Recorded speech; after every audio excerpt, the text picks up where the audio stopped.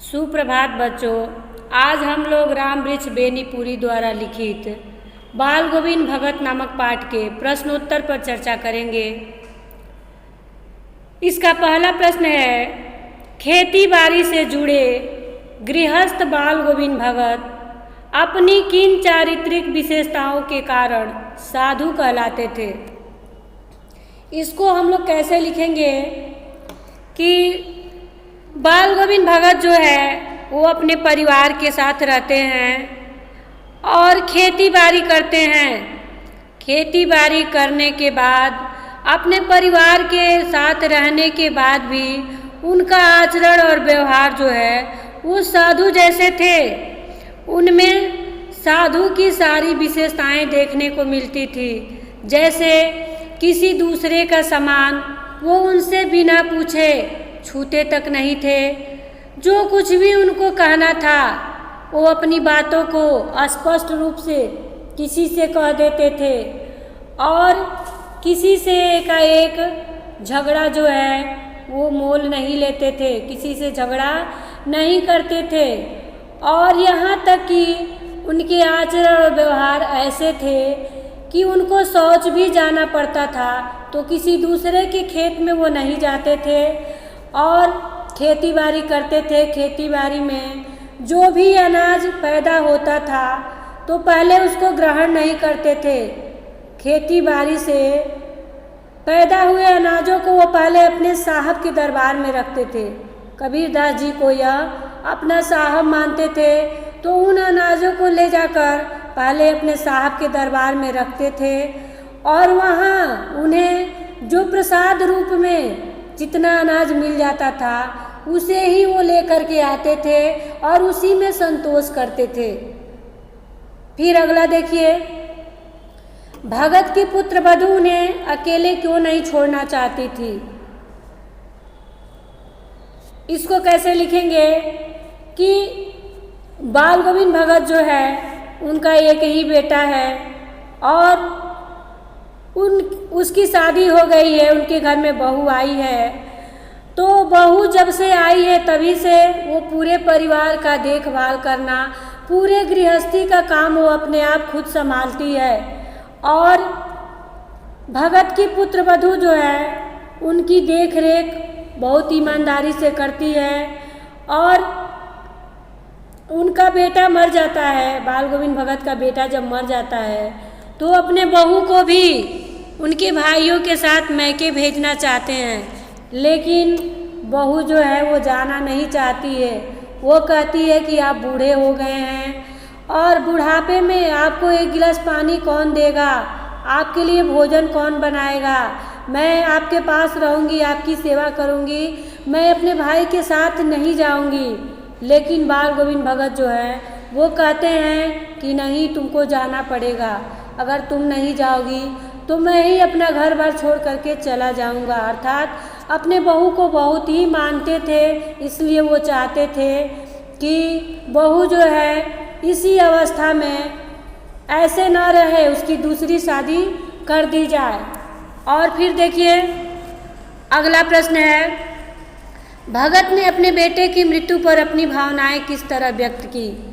बाल गोविंद भगत का एक ही बेटा है, वो बेटा मंदबुद्धि का है और उससे वो बहुत उसका ख्याल रखते हैं। बाल गोविंद भगत जो है वो मंदबुद्धि होने के कारण जो बाल गोविंद भगत है अपने बेटे पर ज़्यादा ध्यान देते हैं। लेकिन उनका बेटा जो है एक दिन मर जाता है तो वो उस बेटे के मरने का कोई शोक नहीं मनाते हैं। वो पहले की भांति ही जैसे पहले रहते हैं वैसे ही पहले की तरह अपनी खजड़ी लेकर बजाना, कबीरदास जी के पदों को गाना, ऐसे ही करते हैं। बेटे को सुला दिए हैं और उसके ऊपर फूल छिड़क देते हैं, तुलसी का पत्र रख देते हैं, उसके सिर के सामने एक दीपक जला करके रख देते हैं और खूब बड़े भाव से बड़े मगन हो करके और उत्सव मनाते हैं। कहते हैं ये रोने धोने का समय नहीं है, ये उत्सव मनाने का समय है। बिरहनी जो है अपने प्रेमी से जा मिली है, आत्मा जो है वो परमात्मा में मिल गई है, विलीन हो गई है। ये रोने धोने का समय नहीं है। बीच बीच में आकर के अपने बहू से भी कहते हैं कि यह रोने का समय नहीं है, यह उत्सव मनाने का समय है। तो अपने बेटे की मृत्यु पर बाल गोविंद भगत जो है अपनी भावनाएं इस तरह से व्यक्त करते हैं। अगला प्रश्न है, भगत के व्यक्तित्व और उनकी वेशभूषा का अपने शब्दों में चित्र प्रस्तुत कीजिए। इसको कैसे लिखेंगे? तो बाल गोविंद भगत जो है वो संत स्वभाव के व्यक्ति थे और जो कुछ भी उनको मिलता था उसी में वह संतोष करते थे। उनके पास लालच नहीं था और उनका कद जो है न ज़्यादा वो लंबे थे न ज़्यादा वो छोटे थे। उनका कद जो है वो मझोले आकार का था। और बाल गोविंद भगत जो है दोनों समय स्नान करते थे और कबीरदास जी के पदों को गाते थे। उसके बाद से वो गाते गाते इतने ध्यान मग्न हो जाते हैं, इतने तल्लीनता के साथ कबीरदास जी के पदों को गाते हैं कि कभी कभी उनके पैर भी गाते गाते वो बीच में नाचने लगते हैं। और वो कपड़े नहीं पहनते हैं, कपड़े बहुत कम पहनते हैं और जाड़े के समय में एक लंगोटी पहनते हैं। सिर पे एक कबीरपंथी कनफटी टोपी लगाते हैं और अपने माथे पर रामानंदी, कबीरदास जी के जो गुरु हैं रामानंद, उन्हीं के ये कबीर के अनुयायी हैं, इसलिए कबीरदास जी के मार्ग पे आदर्शों पे चलने वाले हैं, इसीलिए रामानंदी टीका लगाते हैं और अपने गले में तुलसी के बेडोल माला जो है वो धारण करते हैं। अगला देखिए, बाल गोविंद भगत की दिनचर्या लोगों के अचरज का कारण क्यों थी? इसको कैसे लिखेंगे?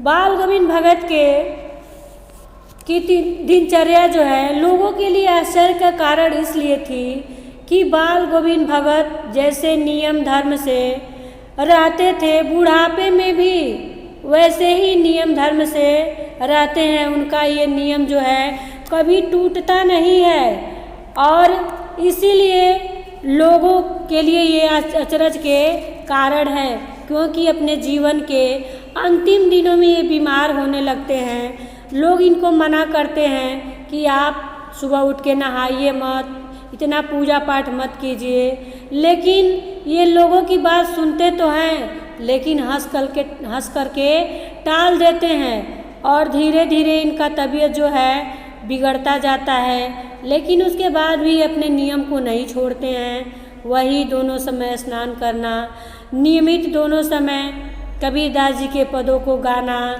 अपने खेत खलिहानों की देखभाल करना, यही सब दिनचर्या जो है लोगों के अचरज के कारण थे, आश्चर्यचकित करते रहते थे।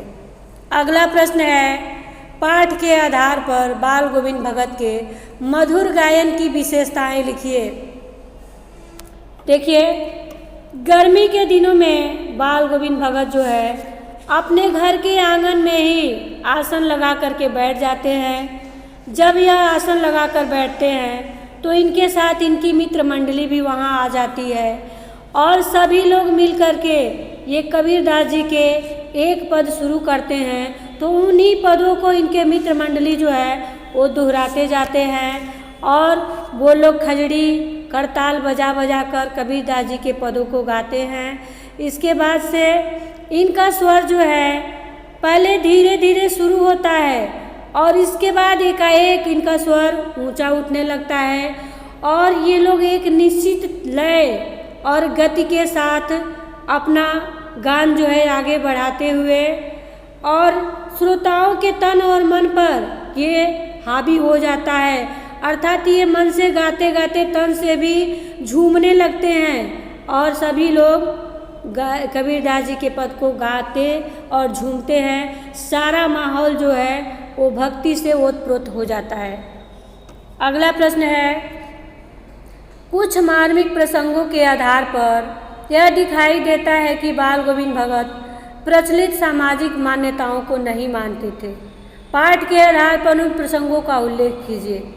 इसमें देखिए पाठ के आधार पर कई ऐसे प्रसंग आए हैं जिससे यह पता चलता है कि बाल गोविंद भगत जो है प्रचलित सामाजिक मान्यताओं को नहीं मानते थे, क्योंकि सबसे पहले बाल गोविंद भगत के इकलौते बेटे की मृत्यु हो जाती है। जब लोग देखने आते हैं तो शोक मनाने के बदले ये लोग क्या देख रहे हैं कि बाल गोविंद भगत जो है वो गीत गा रहे हैं और औरतें जो आई हैं, इनकी पुत्रवधू जो है वो रो रही है, उनको चुप करा रही हैं औरतें। तो बीच बीच में जाकर ये कहने लगते हैं कि ये रोने धोने का समय नहीं है, रो मत, ये आनंद और उत्सव मनाने का समय है। और आत्मा जो है परमात्मा से मिल गई है तो यह असीम आनंद की अनुभूति है।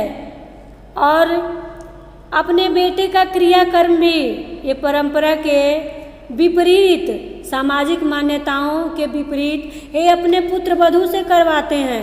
मुखाग्नि जो है पुत्र वधू से दिलवाते हैं। और फिर एक सामाजिक मान्यताओं के विरुद्ध एक चीज़ और, एक प्रसंग और आया है कि ये अपने पुत्र वधू की दूसरी शादी करने के लिए कहते हैं। अब उसके भाई को बुलवाते हैं और कहते हैं कि तुम इसको लेकर के यहाँ से जाओ और इसकी दूसरी शादी करवा देना। और अगला प्रश्न देखिए, धान की रोपाई के समय समूचे माहौल को भगत की स्वर लहरियाँ किस तरह चमत्कृत कर देती थी, उस माहौल का शब्द चित्र प्रस्तुत कीजिए। इसमें आषाढ़ के महीने में बरसात के बाद जब रिमझिम बारिश की बूंदें झड़ने लगती हैं बरसात के समय, तो बाल गोविंद भगत जो है अपने खेतों में धान रोपने के लिए जाते हैं। उनके साथ अन्य गांव के लोग भी जाते हैं। कोई अपने खेत में हल चला रहा है, कोई उन लोगों के लिए खाना लेकर जा रहा है, बच्चे भी उनके साथ गए हैं। वो सब भी झूमते नाचते गाते उनके साथ खेल रहे हैं। और बाल गोविंद भगत जो है उनका शरीर पूरा शरीर जो है वो कीचड़ से लथपथ है। और उस समय उनकी स्वर लहरियाँ जो है, संगीत का जादू सभी के कानों में एकाएक सुनाई देने लगता है। और सभी लोग बाल गोविंद भगत के स्वर के साथ ही उनका हाथ भी आगे बढ़ने लगता है और एक एक पौध को उंगली से पकड़कर खेत में रोपने लगते हैं। और अपने मधुर स्वर में संगीत को सीढ़ियों पर चढ़ाते हुए बाल गोविंद भगत जो है धीरे धीरे मध्यम स्वर से ऊंचा करने लगते हैं। और उसके बाद इनका संगीत सुनकर वहाँ जितने लोग हैं वो नाचने गाने और झूमने लगते हैं। औरतें भी अपना पैर नहीं रोक पाती हैं, वो भी ऐसा लगता है कि वो नाचने लगेंगी और उनके साथ उनके संगीत गुनगुनाने लगती हैं। और बाल गोविंद भगत के संगीत का जादू जो है वो सभी लोगों को प्रभावित करता है, चाहे वो बच्चे हैं हों, चाहे हलवाए हों, चाहे धान रोपने वाले लोग हैं, सबको ये चमत्कृत कर देता है। अब आपका पाठ समाप्त होता है। आज के लिए बस इतना ही।